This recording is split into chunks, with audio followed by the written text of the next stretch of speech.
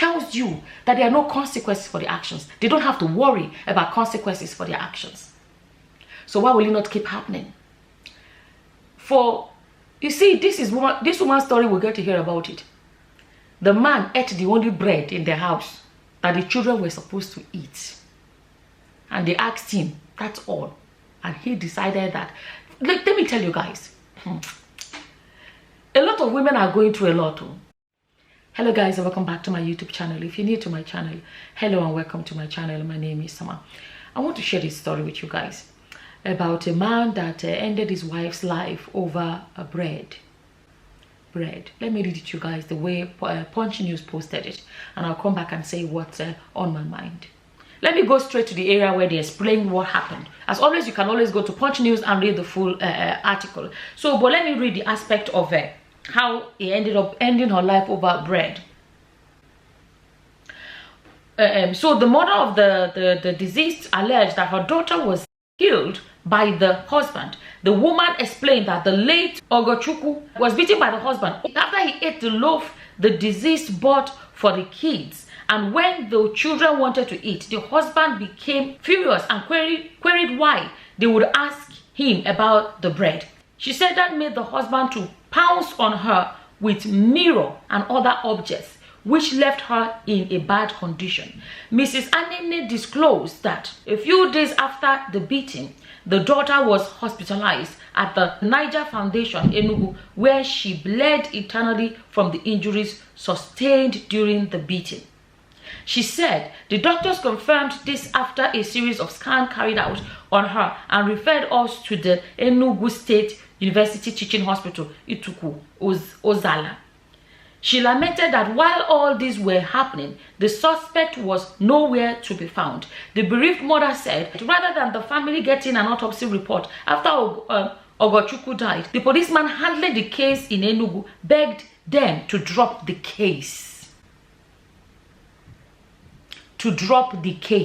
She called on the Anambra State government to come to the aid of the family and give her daughter justice. While reacting, the commissioner, Obinabo, said investigation is currently on to ascertain the true cause of death of the late Ogochukwu and Anene. She urged women in abusive marriages to always speak out and seek help. Recall that a post online had gone viral alleging that Ogochukwu, popularly known as Ada Oka, was beaten to death by her husband.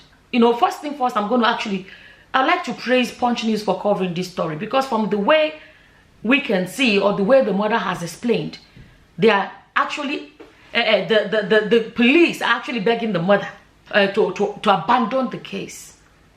That is how is there going to be justice in a country like that? This man, let me tell you guys why we should keep speaking about stuff like this. It shows how little value is placed in the life. Human lives generally in Nigeria, there's no value for human life. Not to even talk of the life of a woman.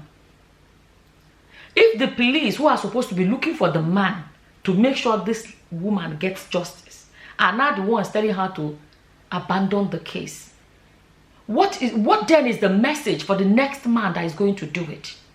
Recently, we heard about the lawyer on Christmas Day that a policeman released bullet on her and her life ended. I was surprised when I read later that the policeman is from the police station of another policeman that has done exact same thing before. It shows you that there is no, see, when something has happened before, and if there were massive consequences for the first one, the other police officers should be able to sit back and say, I would never do such a thing. It's not worth me losing my freedom. It's not worth this, it's not worth that. For another police station, for this policeman from the same police station to do the exact same thing like the other one did, tells you that there are no consequences for the actions. They don't have to worry about consequences for their actions. So why will it not keep happening? You see, this woman's story, we'll get to hear about it. The man ate the only bread in the house that the children were supposed to eat. And they asked him, that's all. And he decided that, let me tell you guys, a lot of women are going through a lot. This is why, you see, Western society, when the government say, for example, families are on welfare or whatever, they give the welfare payment to mothers. Do you know why? Because they know that typically mothers will feed their children first. Unfortunately, let's be honest, there are some women that will feed themselves first. Unfortunately, but they are very few. That is why when we see a woman that will feed herself first, we're all shocked and say, how can?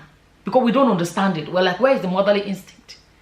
You see a woman that she's eating the same bowl with her children, and she's eating more than her children. People get like, oh, what is going on? Because we're not used to that. Mothers are typically known to be protective of their children, prioritize their children.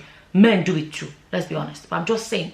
For example, this part of abroad that I live in, they used to give welfare payment to men. And they found out that men will use it to carry girlfriend. Men will use it to go and drink, to go and do this and do that. And then they changed, and children were malnourished, children were poor, children were not provided for. And then the government decided to change it. They started giving it to women. That was when equation balanced. Children were being fed well. Children were well dressed. And since then, they never went back to giving it to the men. Looking at this story, for the man to have ate the only bread in the house, it shows that he doesn't care about his children. The only person he cares about is himself.